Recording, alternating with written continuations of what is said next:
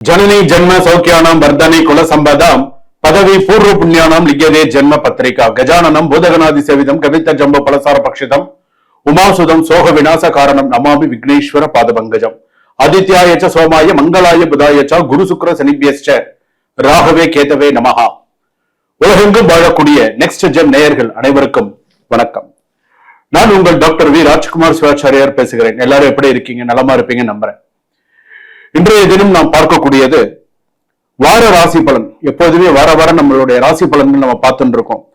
எல்லாருமே என்கிட்ட கமெண்ட்ல சொல்லக்கூடிய ஒரு விஷயம் என்னன்னா, சுவாமி நீங்க சொல்லக்கூடிய இந்த வார ராசி பலன்ல நான் சில விஷயத்துல முழிச்சுட்டேன், சில விஷயத்துல நான் கரெக்டா இருந்தேன், சில விஷயத்துல எனக்கு சில விஷயங்களை நான் தடுத்துட்டேன் அப்படின்னு சொல்லி சில பேர் எனக்கு மெசேஜ் பண்ணியிருந்தாங்க.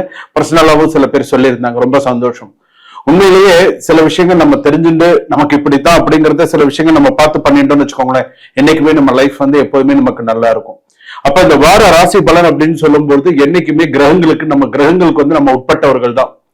இந்த கிரகங்களுடைய அதிதேவதைகள் தான் ஒவ்வொரு சுவாமிக்கும் ஒவ்வொரு விஷயங்கள். இப்ப மேஷ ராசினா முருகப்பெருமாள், ரிஷப ராசினா பெருமாள், மிதுன ராசினா அதே போல மகாலட்சுமி, ரங்கநாதர், அந்த மாதிரி ஒவ்வொரு சுவாமிக்கும் ஒவ்வொரு விஷயங்களோட கிரகங்கள் தேவதை, அதிதேவதை, பிரதிதி தேவதை என்று இருக்கு.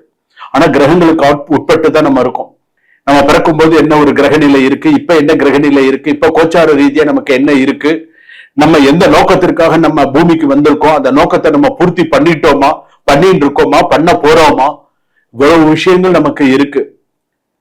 வாங்க 12 ராசிக்குள்ள போய் பார்க்கலாம் எப்படி இருக்கு, என்னென்ன மாதிரியான சூழ்நிலைகள்லாம் இருக்கு அப்படிங்கறதெல்லாம் பார்க்கலாம். ஆனா இன்னைக்கு காலகட்டத்துல பேசினால் பிரச்சனை, பேசாமல் இருந்தால் தூரம், நம்பினால் ஏமாற்றம், நம்பாமல் இருந்தால் தனிமை. இதுதான் இப்போதைக்கு போயிட்டு இருக்கு. அப்போ இந்த வார ராசி பலன் அப்படின்னு சொல்லும் போது உறவுகளுக்குள் அன்பு இருக்கிறது, ஆனால் புரிதல் குறைந்து கொண்டிருக்கிறது.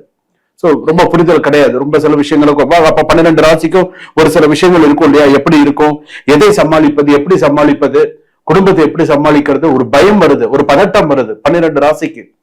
எதை செய்ய போறோம், எதை விட போறோம், என்ன பண்ண போறோம், அதாவது முழு பிதிங்கி இருக்காங்க. என்ன ஐயோ பயப்படுறாங்க. அப்படியே சில நேரத்துல சில பேர் நடக்கிறது நடக்கட்டும்பா, எல்லாம் இறைவன் விட்ட வழி அப்படிங்கிற. எத்தனை நாளைக்கு நீ அந்த மாதிரி போவ? ஏதாவது நீ ஒரு முடிவு எடுத்துதானே ஆகணும். இறைவன் விட்ட வழியாக இருந்தாலும் ஒரு முடிவு எடுத்துதானே ஆகணும். அப்போ அந்த முடிவுல நீ எந்த அளவுக்கு கான்ஸ்டன்டா இருக்க, எந்த அளவுக்கு சில விஷயங்கள் நீ பண்ற அப்படிங்கறதுலதான் இருக்கு. வாங்க 12 ராசி பலன்கள் எப்படி இருக்குன்றத நம்ம போவோம். கடைசி வரைக்கும் வீடியோ ஸ்கிப் பண்ணாம பாருங்க. அப்பதான் நான் நடுவுல கூட என்ன விஷயம் சொல்லியிருக்கேன் அப்படிங்கிறது தெரியும். என்னுடைய பூர்ண ஆசீர்வாதங்கள் உங்களுக்கு. வாழ்க வளமுடன். மேஷ ராசி நேயர்களே, மேஷ ராசிக்கு எப்படி இருக்கு? நான் ஒரே ஒரு விஷயம் சொல்றேன். எட்டாத இடத்திற்கு பட்டா போட நினைக்காது. முதல் விஷயம். ஏன்னா ஒரு சில விஷயங்கள் பாத்தீங்கன்னா உனக்கான பாதை எங்கே இருக்கிறது என்பதை முதலில் புரிந்து கொள்.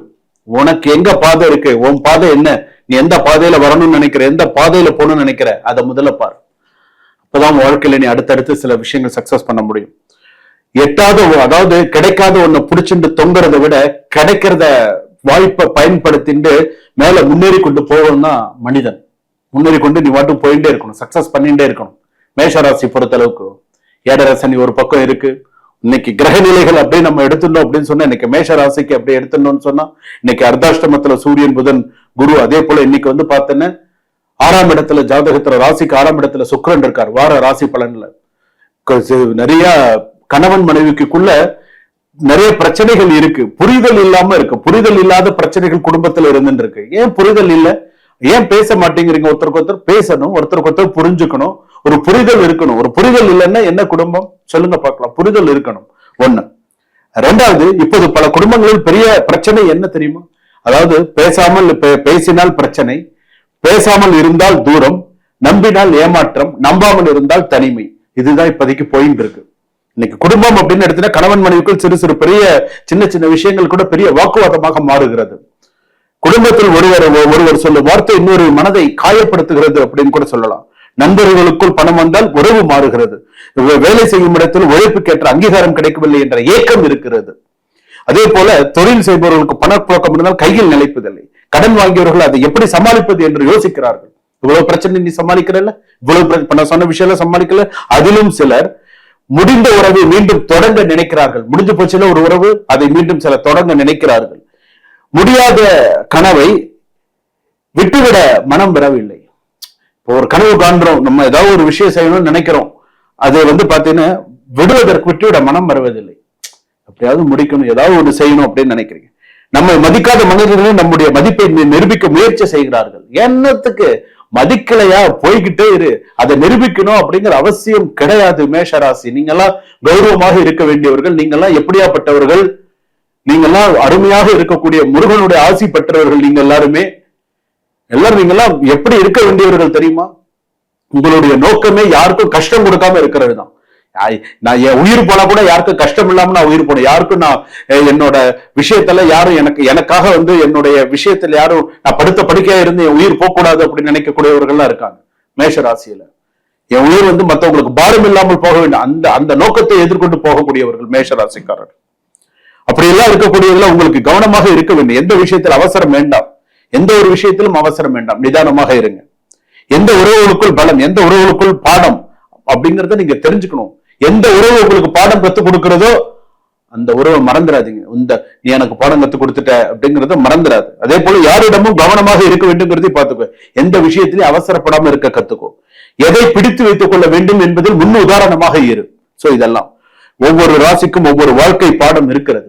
ஒவ்வொரு வாழ்க்கை பாடம் இருக்கிறது. உன் வாழ்க்கை பாடத்தை நீ இன்னும் முழுமையா கத்துக்கல, அதுதான் உண்மை. நீ கத்துந்தன இன்னைக்கு நீ கஷ்டப்பட வேண்டிய ஆளே கிடையாது, தெரியுமா? ஆரம்பத்துல விட்டுட்ட, இப்ப நீ கஷ்டப்பட்டு என்ன பிரயோஜனம்? ஆரம்பத்துல நீ விட்டுட்டாலே உன் மனசாட்சி தொட்டு சொல்லு. அஸ்வினி நட்சத்திரம், பரணி நட்சத்திரம், கிருத்திகை நட்சத்திரம் 1ஆம் பாதம் வரையில ஆரம்பத்துல நீ சில விஷயத்தை விட்டுட்ட. இப்ப நீ கஷ்டப்படுற. ஏன் கஷ்டப்படுற? ஆரம்பத்துல நீ புத்திசாலித்தனமா யோசிச்சிருந்தா இன்னைக்கு நீ எப்படியோ இருந்திருக்கலாம். ஏன் இல்ல? எதனால இல்ல? யோசிச்சுப்பார். உன்னுடைய விஷயத்தை இனிமேலும் நீ தப்பு செய்யக்கூடாது. இனிமேலும் இந்த வாரம் உனக்கு ரொம்ப ரொம்ப கவனமாக இருக்க வேண்டிய ஒரு சூழ்நிலைகள் இந்த வாரத்துல உனக்கு உண்டு. குடும்பத்தில் இருப்பவர்கள் கொஞ்சம் கவனமா இருங்க. அதே போல வேலை விஷயத்துல ரொம்ப எச்சரிக்கையா இருங்க. சில பேருக்கு வேலையை விட்டு எடுத்துடலாம் அப்படிங்கிற ஒரு சூழ்நிலைகள்லாம் மனசுல கொண்டு வருவாங்க. கல்யாணம் ஆகாதவர்களுக்கு சில பேர் திருமணத்தை பேச்சுக்கள் நடத்தும், மறுமணம் நடக்கக்கூடிய வாய்ப்புகள் உண்டு. சில பேருக்கு கலப்பு திருமணம் சம்பந்தமான பேச்சுக்கள் வரும். சில பேர் இந்த ரிலேஷன்ஷிப்ல இருக்கிறவங்க எல்லாம் கொஞ்சம் கவனமா இருங்க. சீனியர் சிட்டிசன்ஷிப்ல இருக்கிறவங்க எல்லாம் கொஞ்சம் உடல்நிலையை கொஞ்சம் கவனமா பார்த்துக்கோங்க. ஷேர் மார்க்கெட்ல இருக்கிறவங்க எல்லாம் கொஞ்சம் பார்த்து இன்வெஸ்ட் பண்ணுங்க. அதே போல கலைத்துறையில இருப்பவர்களுக்கு கொஞ்சம் சிறப்பா இருக்கும். ஸ்டூடெண்ட்ஸுக்கு எல்லாம் கொஞ்சம் எஃபர்ட் எடுத்து படிங்க.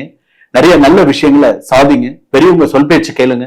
அம்மா அப்பா, மாதா பிதா குரு தெய்வம்ங்கிற மாதிரி அம்மா அப்பா முதல் கடவுளாக பாவிங்க. வாழ்க்கையில சந்தோஷமா இருங்க. வாழ்க வளமுடன்.